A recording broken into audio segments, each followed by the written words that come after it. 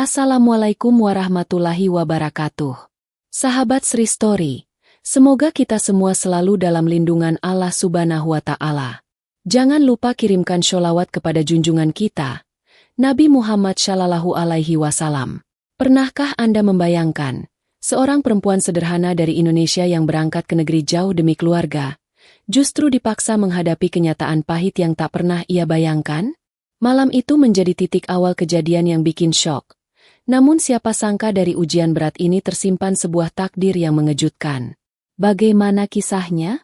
Simak sampai akhir, karena setiap bab penuh dengan pelajaran hidup yang tak ternilai. Namaku Nuraini, seorang perempuan sederhana asal Indramayu.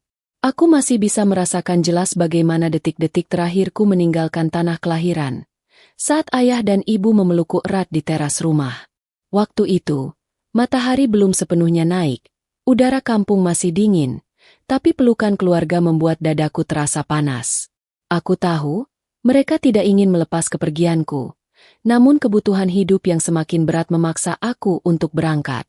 Ayah sudah lama sakit dan tidak bisa lagi bekerja di sawah, sementara ibu hanya seorang penjual sayur keliling yang penghasilannya seringkali tidak cukup untuk memenuhi kebutuhan sehari-hari. Adik-adikku masih sekolah, dengan seragam lusuh dan buku seadanya. Melihat wajah mereka setiap pagi membuat hatiku semakin mantap untuk mengambil keputusan berat ini. Meski di dalam hati aku diliputi ketakutan besar. Aku sering mendengar kabar buruk tentang nasib TKW yang disiksa majikan. Ada yang diperlakukan tidak manusiawi. Bahkan ada yang pulang hanya tinggal nama. Namun aku mencoba menguatkan hati, meyakinkan diriku bahwa Allah tidak akan membiarkan hambanya berjuang sendirian. Perjalanan panjang itu akhirnya membawaku tiba di sebuah bandara besar di Arab. Dari balik kaca jendela pesawat, aku menyaksikan gedung-gedung tinggi menjulang, jalan raya yang lebar, dan langit yang terasa asing. Aku menjejakkan kaki dengan langkah gemetar, seolah tanah yang kupijak bukan milikku. Di aula bandara, aku bersama beberapa TKW lain menunggu majikan kami masing-masing datang menjemput. Degup jantungku makin kencang saat seorang lelaki Arab berpakaian gamis putih dan bersorban menghampiri petugas agen, menyebut namaku dengan suara berat. Lelaki itu menatapku lama dengan sorot mata tajam, lalu menunjuk ke arah istrinya yang berdiri di sampingnya. Perempuan itu mengenakan abaya hitam panjang, wajahnya hanya terlihat sebagian, dingin tanpa ekspresi. Aku segera menunduk, memberi salam, dan mengikuti mereka keluar dari bandara. Mobil besar berwarna hitam sudah menunggu di parkiran. Saat duduk di kursi belakang, aku menempelkan kening ke kaca jendela, mencoba menenangkan diri dengan membaca doa-doa pendek yang diajarkan ibuku. Jalanan Arab terasa megah dan asing.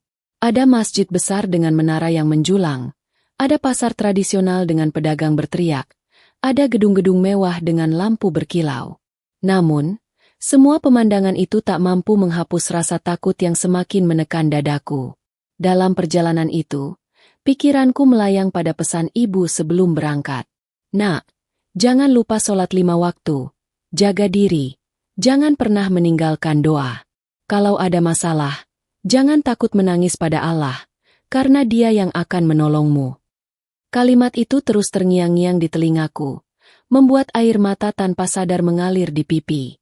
Aku segera mengusapnya pelan, takut majikan baru melihat dan menganggapku lemah. Suasana mobil terasa sunyi, hanya suara mesin yang terdengar. Majikan laki-laki duduk di depan bersama sopir, sesekali menoleh lewat kaca spion dengan pandangan yang sulit kutebak. Sedangkan istrinya duduk di sampingku, sesekali melirik dengan sorot tajam seolah menilai dari ujung rambut hingga kaki. Aku menunduk, menahan degup jantung yang makin tak terkendali. Entah mengapa, ada firasat buruk yang menyelinap di benakku. Firasat bahwa rumah megah yang akan kutinggali ini bukanlah tempat yang akan memberi kenyamanan, melainkan awal dari sebuah ujian berat yang mungkin tidak pernah aku bayangkan sebelumnya.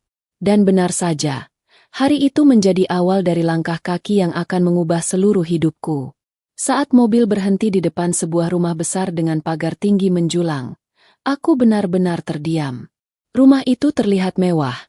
Dindingnya putih bersih, jendela-jendela besar dengan kaca bening berkilau, dan halaman depan dipenuhi tanaman hias yang tertata rapi. Sekilas, tampak indah dan memukau. Namun, entah kenapa, semakin lama aku memandangnya, semakin kuat perasaan asing yang menusuk hati. Rumah itu terlalu sunyi, seolah tidak ada kehidupan. Tak terdengar tawa anak-anak atau suara riuh keluarga. Hanya kesunyian yang membuat bulu kuduk merinding. Saat pintu mobil dibuka, aku segera menunduk dan mengikuti majikan wanita masuk lebih dulu. Dari dalam rumah, aroma parfum mahal bercampur dengan hawa dingin pendingin ruangan langsung menyambut. Lantainya mengilap seperti kaca. Lampu-lampu kristal bergelantungan dari langit-langit tinggi. Semua terasa begitu megah, namun dingin tanpa kehangatan. Seolah aku bukan sedang memasuki rumah, melainkan istana batu yang kaku. Istri majikanku berjalan di depanku tanpa sepatah kata. Sesekali ia menoleh, menatapku dengan tatapan datar penuh penilaian. Aku hanya bisa menunduk, merasa tubuhku kecil dan tak berarti di dalam rumah megah itu. Tak lama kemudian, aku dipanggil masuk ke sebuah ruangan yang tampaknya menjadi ruang tamu. Majikan laki-laki duduk di kursi besar, dengan sorot mata yang membuatku gelisah. Ia tidak banyak bicara, hanya menyuruh istrinya menunjukkan kamar tempatku tinggal. Aku mengikuti perempuan itu melewati lorong panjang, hingga berhenti di sebuah pintu kecil di ujung. Ketika pintu dibuka, rasa sesak langsung menyeruak. Kamar itu kecil, hanya ada satu ranjang besi dengan kasur tipis, sebuah lemari kayu usang, dan jendela kecil yang ditutup rapat dengan tirai kusam. Disinilah, pikirku, aku akan menjalani hari-hariku entah berapa lama. Aku duduk perlahan di atas ranjang, mencoba mengatur napas, tapi dadaku terasa semakin berat. Hari pertama di rumah itu sudah memberi tanda-tanda bahwa aku bukanlah tamu, melainkan pekerja yang harus siap kapan saja. Belum sempat beristirahat, majikan wanita langsung memberiku setumpuk perintah. Besok pagi kamu harus bangun sebelum adzan subuh. Masak sarapan, bersihkan ruang tamu, cuci pakaian, dan jangan lupa setrika semua baju. Katanya dengan nada tegas tanpa menatapku. Aku hanya bisa mengangguk pelan, menahan lelah perjalanan panjang. Malam itu, aku mencoba tidur di atas kasur tipis, tapi mata ini sulit terpejam. Suara jam dinding terdengar nyaring, sementara pikiran terus melayang pada keluarga di kampung. Pagi harinya, aku benar-benar merasakan apa artinya menjadi pekerja rumah tangga di negeri orang.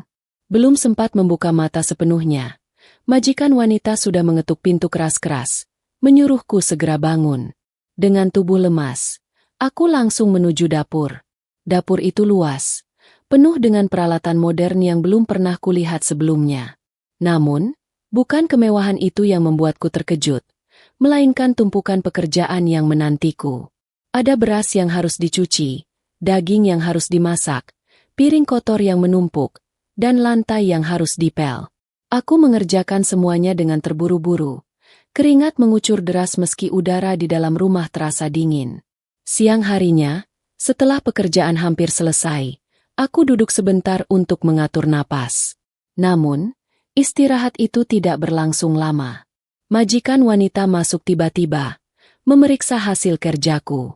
Ia menggerutu melihat lantai yang menurutnya kurang mengilap, lalu menunjuk beberapa piring yang katanya masih berminyak. Kamu harus lebih teliti. Jangan malas. Bentaknya dengan wajah dingin. Dadaku terasa sakit mendengar kata-kata itu. Aku tidak bermaksud malas. Aku hanya lelah dan belum terbiasa. Tapi aku tahu, protes tidak akan mengubah keadaan.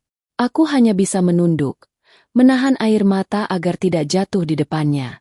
Malam itu, setelah semua pekerjaan selesai, aku kembali ke kamar kecilku. Tubuhku sakit semua, terutama punggung dan tangan yang terus bergerak seharian. Aku duduk di ranjang tipis, lalu memandang langit-langit kamar yang kusam. Air mataku mengalir tanpa bisa ditahan. Aku merindukan rumahku di kampung, suara ayam berkokok, tawa adik-adikku, dan pelukan ibu. Namun yang kudapat di sini hanyalah kesunyian dan tekanan. Aku mulai sadar, perjalanan ini tidak akan mudah. Ini baru hari pertama, tapi sudah terasa seperti beban yang tak sanggup kupikul.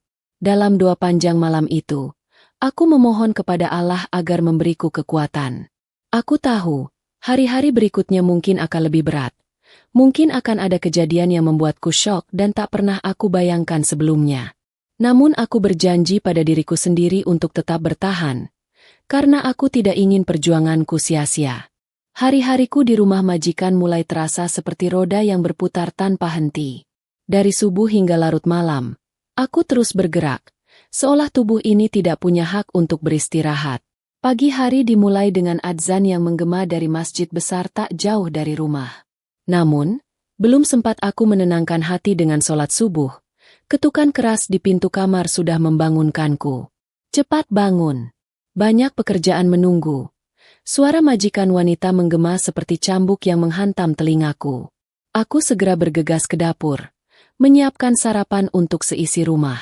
Dapur itu bagai medan perang setiap pagi. Ada teh hangat yang harus disajikan tepat waktu, roti yang harus dipanggang dengan tingkat kematangan sesuai selera majikan, nasi yang harus pulen, serta lauk pauk yang beragam. Aku memasak dengan terburu-buru, kadang tanganku sampai terkena minyak panas, tapi aku tak berani bersuara. Setiap kali aku terlambat sedikit saja, wajah majikan wanita berubah tegang, dan kata-kata pedas meluncur begitu saja dari bibirnya. Kalau begini terus, bagaimana kamu bisa kerja di sini? Katanya dengan nada tinggi. Aku hanya bisa menunduk, mengucap istighfar dalam hati, menahan rasa sakit yang mencengkeram dadaku. Siang hari, ketika matahari terik menyinari jendela kaca rumah besar itu, aku masih harus terus bergerak. Mengepel lantai yang luas, membersihkan karpet yang tebal, mencuci pakaian yang menumpuk, hingga menyetrika baju satu persatu. Tanganku kaku, punggungku pegal, namun mulutku terkunci rapat. Kadang aku ingin berteriak, ingin mengatakan aku lelah, ingin berhenti sejenak. Tapi aku tahu, itu hanya akan menimbulkan masalah baru. Jadi aku memilih diam, menelan kepahitan itu sendiri. Malam hari pun bukan waktu istirahat bagiku. Setelah semua pekerjaan rumah selesai, aku masih harus menyiapkan makan malam. Di ruang makan yang besar dan penuh cahaya lampu kristal, aku berdiri di pojok ruangan sambil memperhatikan majikan sekeluarga menikmati hidangan. Aku tidak pernah dipersilakan duduk atau makan bersama. Aku hanya bisa menunggu di sisi, memastikan semuanya berjalan sesuai keinginan mereka. Kadang aku menelan ludah melihat makanan yang harum di atas meja, sementara perutku hanya diisi roti kering yang kusimpan diam-diam di kamar kecilku. Namun, yang membuatku semakin gelisah bukan hanya pekerjaan yang berat, melainkan tatapan majikan laki-laki. Ia tidak banyak bicara, tapi setiap kali aku melintas di depannya, aku merasa sorot matanya mengikuti. Tatapan itu bukan sekadar menilai pekerjaanku, tapi seolah menembus kulit dan membuatku tidak nyaman. Pernah suatu malam, ketika aku selesai mencuci piring, ia tiba-tiba masuk ke dapur. Aku terkejut, hampir menjatuhkan gelas yang kupegang. "Kamu sudah selesai?" Tanyanya pelan, dengan suara berat. Aku mengangguk cepat, menunduk dalam-dalam. Ia hanya tersenyum tipis, lalu berlalu. Namun, senyum itu justru membuat bulu kuduku meremang. Seiring berjalannya hari, tatapan itu semakin sering kutangkap. Kadang saat aku menyapu halaman, ia duduk di kursi teras sambil pura-pura membaca koran, tapi matanya jelas memperhatikan gerak-geriku. Kadang ketika aku menghidangkan makanan di meja makan, ia menoleh sedikit lebih lama dari seharusnya. Aku mencoba mengabaikan, mencoba meyakinkan diriku bahwa itu hanya perasaanku saja. Tapi naluri seorang perempuan sulit dibohongi. Ada sesuatu yang membuatku semakin waspada, seakan badai besar sedang menunggu untuk meledak kapan saja. Malam itu, aku kembali ke kamar kecilku dengan tubuh yang nyaris roboh. Aku duduk di ranjang besi tipis, menatap jendela kecil yang tertutup tirai kusam. Air mataku jatuh lagi, membasahi bantal yang sudah lama kehilangan keempukannya. Aku berdoa dalam hati, memohon perlindungan Allah. Ya Allah, Engkau tahu apa yang aku alami. Lindungilah aku dari bahaya yang tidak mampu aku hindari. Beri aku kekuatan, karena aku tak punya siapa-siapa di negeri asing ini selain Engkau.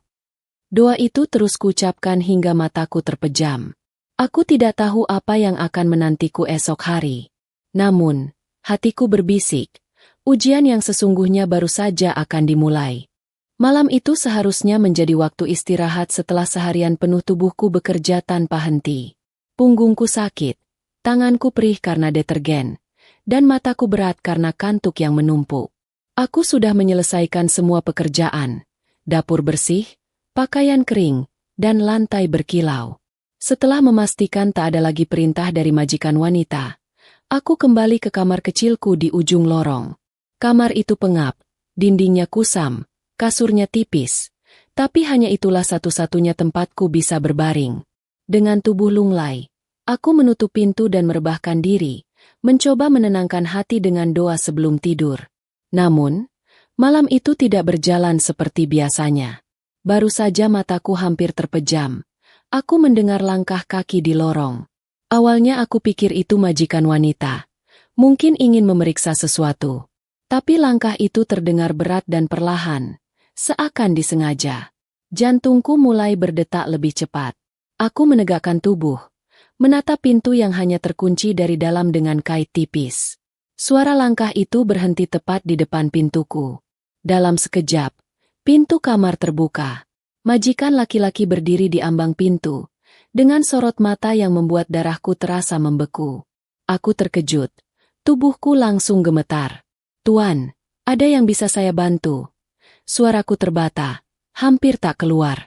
Ia tidak menjawab, hanya melangkah masuk, menutup pintu dengan pelan. Suasana kamar kecil itu seketika berubah mencekam. Nafasku sesak. Aku menunduk, berharap ia segera pergi. Ia mendekat, duduk di tepi ranjang tipis yang selama ini menjadi tempatku beristirahat. "Kamu sudah lama di sini?" tanyanya dengan suara rendah. Aku bingung harus menjawab apa. "Baru beberapa hari, Tuan," jawabku singkat. Suaraku bergetar. Ia tersenyum samar, lalu menatapku lama. Tatapan itu membuatku ingin berlari, tapi kakiku terasa lumpuh. Tiba-tiba, ia menyentuh lenganku.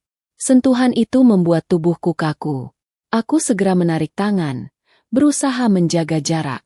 "Tuan, saya lelah.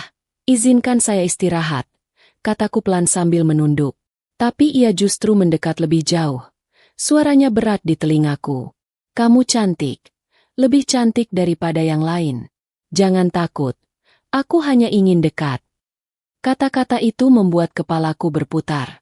Hatiku diliputi rasa takut yang tak terlukiskan. Aku mencoba bangkit, berdiri dari ranjang. Tapi ia menarik pergelangan tanganku dengan kuat. Aku berusaha melepaskan diri. Air mataku mulai jatuh tanpa bisa kutahan. "Tolong, Tuan. Saya hanya ingin bekerja dengan tenang."